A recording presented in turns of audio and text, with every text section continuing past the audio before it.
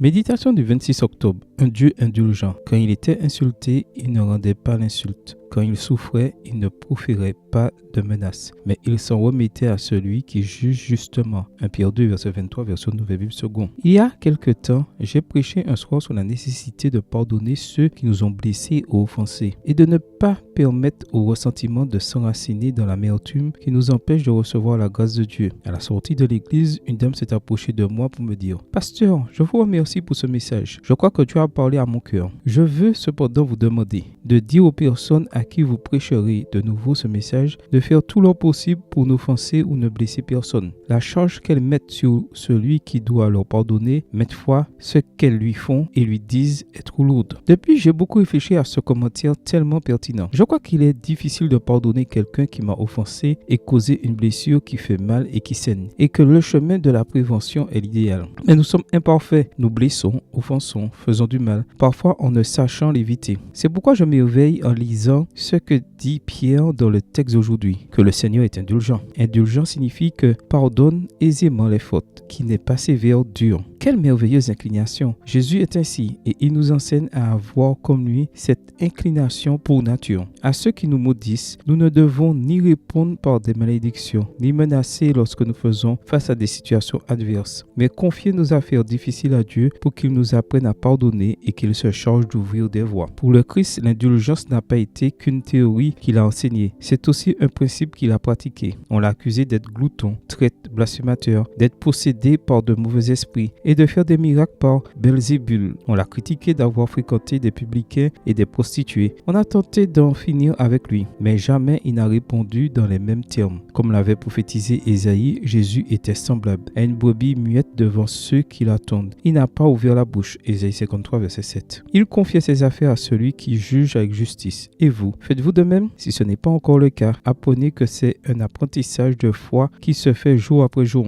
Dieu veut que nous comprenions que l'indulgence n'est pas une faiblesse, mais une force. Il est en même temps difficile de contempler le Christ dans ce portrait quand nous nous sentons bien d'exprimer nos sentiments n'importe comment, même s'ils sont justifiés. Amen. Bonne journée à vous et que le Seigneur vous bénisse.